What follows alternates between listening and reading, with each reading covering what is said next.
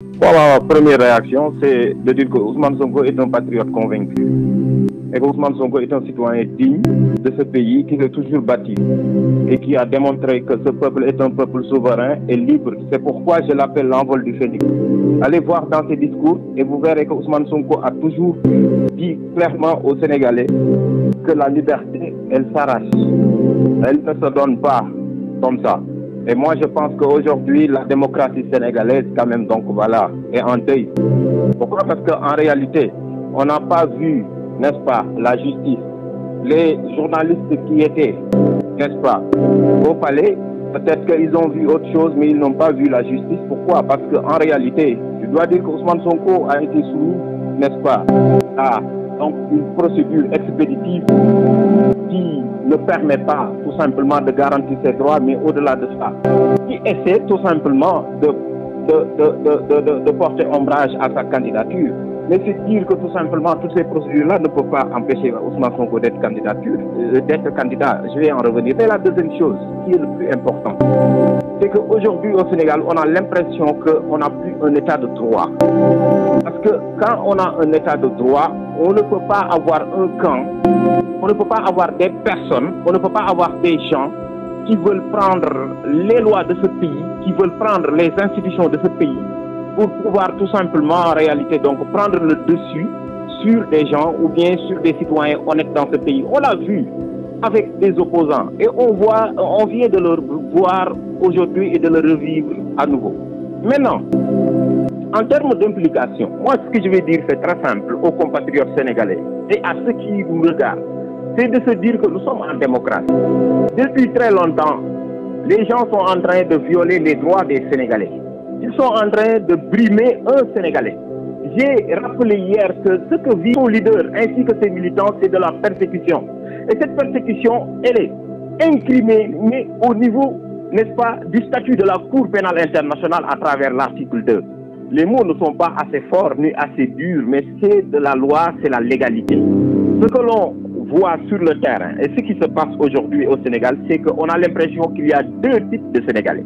Des Sénégalais à part et des Sénégalais à part entière. Pourquoi? Parce que tout simplement, il y a une personne qui fait, ou bien qui a une force d'attraction au niveau de la population sénégalaise et qu'on cherche tout simplement à éliminer.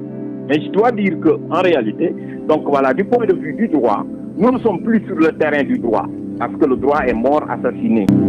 Au Sénégal, même les personnes lambda qui n'ont jamais lu une disposition législative, les personnes qui n'ont jamais mis les pieds dans un tribunal savent réellement que ce qui se fait, ce n'est pas de la justice, ce ne sont pas des procédures judiciaires, c'est politique. Plus que de la négation du droit, c'est de la négation de la liberté et des droits d'un peuple. Il y a une stratégie savamment orchestrée de conservation du pouvoir. Je l'ai dit et je l'ai redit. Ce n'est pas parce que Macky Sall est là pour dire que je ne vais pas faire une troisième candidature, pour dire que oui, même la Constitution me le permet, alors qu'il n'en a pas le droit.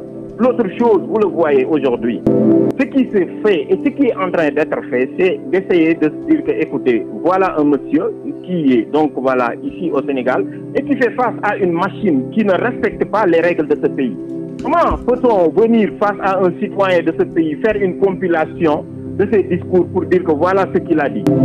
Pour d'ailleurs se retrouver sur les réseaux sociaux, sur un compte Facebook, sur lequel on dit du n'importe quoi et le compte en tant que tel, sur le compte en tant que tel, la personne qui le gère se vante même d'avoir permis au procureur de faire une telle compilation. La dernière chose, c'est que comment se fait-il qu'il y ait un leader de l'opposition comme Ousmane Sonko qui a un statut, quoi qu'on puisse dire. J'entends les gens dire que le statut de l'opposition n'existe pas. Ça existe constitutionnellement. C'est comme le statut du gouvernement.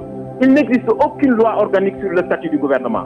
De la même façon, il n'existe pas de loi organique sur le statut de l'opposition, mais ces deux structures, ces deux institutions se trouvent dans la Constitution. C'est juste que c'est un combat politique qu'on a transféré sur le terrain judiciaire. Et j'aimerais dire ceci à mes compatriotes, qu'au moment où je parle, que le maître Ciré Clédor Ly l'a dit, c'est un destin populaire. Et c'est au peuple sénégalais de dire que nous vivons dans un pays qui a une histoire, qui a une trajectoire. Et dans ce pays, c'est un pays de la liberté et terre d'expression de la démocratie. On ne peut pas venir faire ce que fait le ministre de la Communication. Voilà, donc il est là en train de bloquer les plateformes sur Internet, en train de couper Internet. Ce sont des méthodes qui sont rétrogrades, ce sont des méthodes illégales qui tentent tout simplement de nier, comme l'a dit Pierre-Edouard, les droits de ce peuple sénégalais. Aujourd'hui, il faudrait se dire qu'en réalité, Ousmane Sonko a opposé une résistance constitutionnelle. Et c'est dans le préambule de la Constitution.